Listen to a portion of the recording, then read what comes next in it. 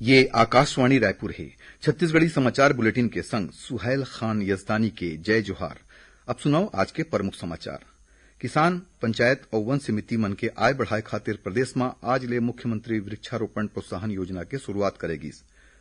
रायपुर के अखिल भारतीय आयुर्विज्ञान संस्थान एम्स में ओपीडी सेवा काली 7 जून ले फिर शुरू करे जावत है। और राज्य सरकार हा नौठिन जिला कलेक्टर के संगे संग 29 जिन अधिकारी मन के नवा पदस्थापना जारी करे है। कोरोना संक्रमण ला देखत आप मन ले अपील है कि लापरवाही झन कराओ और ये आसान उपाय के पालन करके सुरक्षित रहो। मास्क लगाओ, 2 गज के सुरक्षित दूरी बनाए रखाओ, घेरी बेरी हाथ ला धोवाओ और साफ सफाई राखत टीका लगवाओ। कोरोना वायरस ले जुड़े जिज्ञासा मन के समाधान करे बर राष्ट्रीय और राज्य स्तर में हेल्पलाइन नंबर जारी करे गए है। छत्तीसगढ़ बर हेल्पलाइन नंबर है 104 और 0771 2235 संगे संग राष्ट्रीय हेल्पलाइन नंबर है 1075।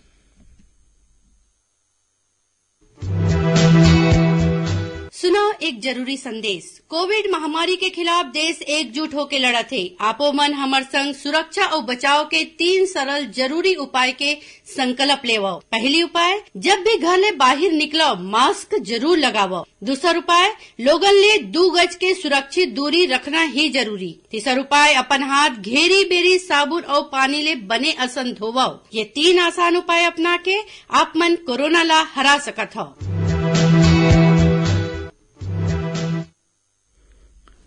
अब समाचार विस्तार ले। किसान पंचायत और वन समिति मन के आय बढ़ाए खातिर प्रदेश में आज ले मुख्यमंत्री वृक्षारोपण प्रोत्साहन योजना के शुरुआत करेगी। मुख्यमंत्री भूपेश बघेल आज ये योजना के शुभारंभ अपन निवास कार्यालय में आयोजित वर्चुअल कार्यक्रम में करीन। ए मौका में ओमन किहिन के राज्य सरकार के ए योजना ले गांव और जंगल मन के तस्वीर बदल ही। संगे संग किसान मन ला कमाई के एक नवा जरिया घलो मिली, जेखर ले उखर मन के आर्थिक स्थिति मजबूत हो ही। उमन बताइन कि ए योजना में अपन खुद के जमीन में लगाए गए पेड़ पौधा के कटाई खातिर किसान मन ला भविष्य में अनुमति लेके जरूरत नहीं होही। कार्यक्रम में मुख्यमंत्री दुर्ग वन मंडल के तहत फूंडा गांव में 20 एकड़ क्षेत्र में बनाए जावत जैव विविधता उद्यान के भूमि पूजन घलो करीन। मुख्यमंत्री बिलासपुर में अरपा नदी के तट में स्थित सेंद्री गांव, बस्तर जिला के कोहकीमारी, डिलीमिली, करपावंड, बलरामपुर जिला के भिलाई खुर्द, कांकेर जिला के कुलगांव, महासमुंद के मुंगई माता और कबीरधाम जिला के लोहजरी गांव में वृक्षारोपण काम के शुभारंभ करीन। ए मौका में ओमन आने आने वन मंडल मन के वन प्रबंधन समिति के सदस्य और किसान मन ले वर्चुअल गोठबात करीन। ओमन कार्यक्रम में बटरफ्लाई ट्रेजर ऑफ छत्तीसगढ़ पुस्तक के विमोचन घलो करीन। जानवा के मुताबिक मुख्यमंत्री वृक्षारोपण प्रोत्साहन योजना के तहत वन विभाग ए साल 99 लाख ले ज्यादा पौधा उगाए के तैयारी राखे है। संगे संग 2 करोड़ 27 लाख पौधा मन ला घलो बांटी जाही।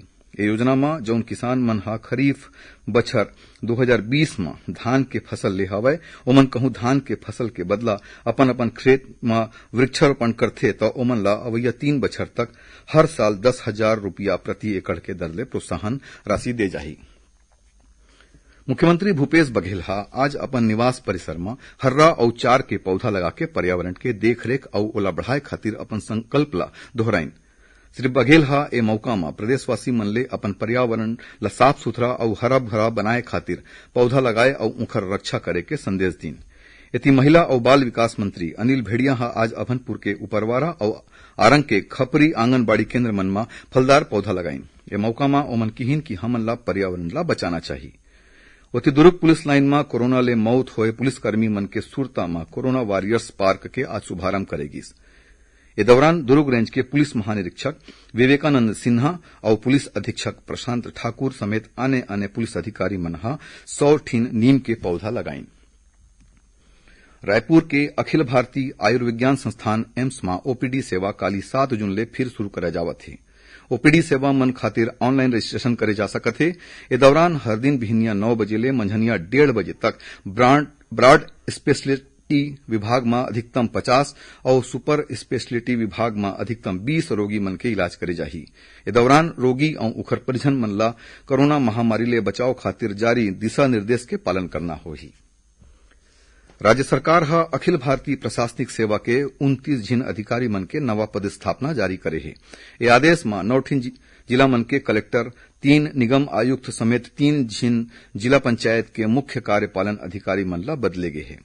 रायपुर नगर निगम के आयुक्त सौरभ कुमार रायपुर जिला के नवा कलेक्टर होही। उहें डॉक्टर एस भारती दासन ला मुख्यमंत्री सचिवालय में विशेष सचिव के संगे संग जनसंपर्क विभाग के दायित्व सौंपे गए हैं। यति जनसंपर्क संचालक तारण प्रकाश सिन्हा ला राजनांदगांव कलेक्टर बनाए गए हैं। इसने श्यामलाल धावड़े ला कोरिया जिला के, पदम सिंह एलमा ला धमतरी, अजीत बसंत ला मुंगेली, जितेंद्र शुक्ला ला जांजगीर चांपा, रानू साहू ला कोरबा, भोस्कर विलास संदीपन ला बेमेतरा और इंद्रजीत एस चंद्रवाल ला बलरामपुर जिला के कलेक्टर बनाए गए हैं। एकर अलावा कृषि सचिव अमृत खलको ला श्रम विभाग में सचिव के पद सौंपे गए हैं। संगे संग ओमन ला राज्यपाल के सचिव के अतिरिक्त प्रभार घलो दे गए हैं। उहें राजनांदगांव कलेक्टर टोपेश्वर वर्मा ला खाद और परिवहन विभाग के सचिव बनाए गए हैं। डॉक्टर कमलप्रीत सिंह ला स्कूल शिक्षा विभाग के सचिव नियुक्त करे गए हैं। संगे संग ओमन ला जीएडी के सचिव के अतिरिक्त प्रभार घलो दे गए हावे। छत्तीसगढ़ी समाचार बुलेटिन आप मन आकाशवाणी रायपुर ले सुनत हव।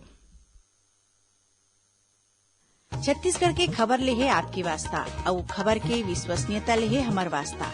आकाशवाणी समाचार रायपुर के प्रादेशिक समाचार बुलेटिन के संगे संग हमार समसामयिक कार्यक्रम आप रेडियो के संग अपन मोबाइल में घलो सुन सकत हव। आकाशवाणी समाचार फेसबुक, ट्विटर और यूट्यूब में घलो हावय। हमार फेसबुक पेज हरे Chhattisgarh news on AIR, Twitter handle CGAIR news और हमार यूट्यूब चैनल हरे छत्तीसगढ़ AIR न्यूज। तो अब रेडियो के संगे संग आपके मोबाइल के माध्यम ले हम आप तक पहुंचत हन। छत्तीसगढ़ के हर खबर पर सुनत रहो आकाशवाणी समाचार।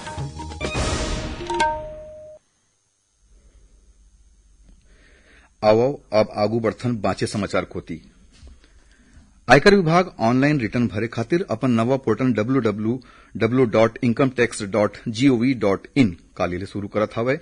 ये पोर्टल कर देवैया मन ला आधुनिक, सुगम और सुविधाजनक माध्यम प्रदान करथे। केंद्रीय वित्त मंत्रालय ह बताइन कि नवा कर देवैया मन के जरूरत के अनुरूप तैयार करे गे ये पोर्टल ले आयकर रिटर्न के तुरते जांच हो जाथे और करदाता मन ला उखर भुगतान जल्दी वापस मिल जाथे। वित्त मंत्रालय ह बताइन कि नवा कर भुगतान प्रणाली में अग्रिम भुगतान के किस्त जमा करे के अंतिम तिथि 18 जून के बाद ले शुरू करे जाही, जेकर ले कर देवैया मन ला कोनो असुविधा न होवय। प्रदेश में कोरोना संक्रमित मरीज मन के संख्या में लगातार कमी आवत है। प्रदेश में काली 1356 नवा कोरोना मरीज मन के पहचान हुईस। उहें राज्य में काली 30 लोगन मन के कोरोना ले मौत घलो हुईस। बलौदाबाजार जिला में छोड़ के प्रदेश के आने जम्मू जिला में 100 ले कम कोरोना संक्रमित मरीज मिले हवय। उहें काली लगभग 3000 मरीज मन ला स्वस्थ होए के बाद डिस्चार्ज करेगीस। अभी की स्थिति में 24,000 ले ज्यादा मरीज मन के इलाज आने अस्पताल और होम आइसोलेशन में चलत है। यही बीच प्रदेश में काली 18 ले 44 बछर उम्र के 2832 लोगन मन ला टीका लगाएगीस। एमा ले अंत्योदय राशन कार्ड के 137, बीपीएल के 1102, एपीएल के 1473 और फ्रंटलाइन वर्कर्स मन के 120 लोगन मन ला टीका लगाएगीस। राज्य में काली 5 जून तक 18 ले 44 बछर आयु वर्ग के 7,99,000 ले ज्यादा लोगन मन ला टीका लगाए जा चुके हैं। अंतर्राष्ट्रीय योग दिवस 21 जून के मौका में राज्य में छत्तीसगढ़ वर्चुअल योग मैराथन के आयोजन करे जाही। मैराथन में शामिल होए खातिर 15 जून तक ऑनलाइन पंजीयन कराए जा सकत है। जम्मो पंजीयनकर्ता मन ला डिजिटल प्रमाण पत्र प्रदान करे जाही। ये वर्चुअल योग मैराथन प्रतियोगिता में शामिल होए खातिर आवेदक ला योगासन करत अपन फोटो या वीडियो सोशल मीडिया में #YogWithChhattisgarh के संग शेयर करेला पड़ी। मुख्यमंत्री भूपेश बघेल के मासिक रेडियो वार्ता लोकवाणी के 18वां कड़ी के प्रसारण रविवार 13 जून के करे जाही। मुख्यमंत्री लोकवाणी में एदारी राजीव गांधी किसान न्याय योजना के विस्तार में प्रदेशवासी मन ले गोट बात करही। लोकवाणी के प्रसारण छत्तीसगढ़ स्थित आकाशवाणी के जम्मू केंद्र FM रेडियो और क्षेत्रीय समाचार चैनल मन में बिहनिया 10:30 बजे ले 11 बजे तक होही। आखिरी में प्रमुख समाचार एक घाव फिर। किसान पंचायत और वन समिति मन के आय बढ़ाए खातिर प्रदेश में आज ले मुख्यमंत्री वृक्षारोपण प्रोत्साहन योजना की शुरुआत करेगी। रायपुर के अखिल भारतीय आयुर्विज्ञान संस्थान एम्स में ओपीडी सेवा काली 7 जून ले फिर शुरू करे जावत है और राज्य सरकार 9 ठिन जिला कलेक्टर के संगे संग 29 झन अधिकारी मन के नवा पदस्थापना जारी करेगी है। एकरे संग छत्तीसगढ़ी समाचार बुलेटिन यहीं सिरावत है। जय जोहार।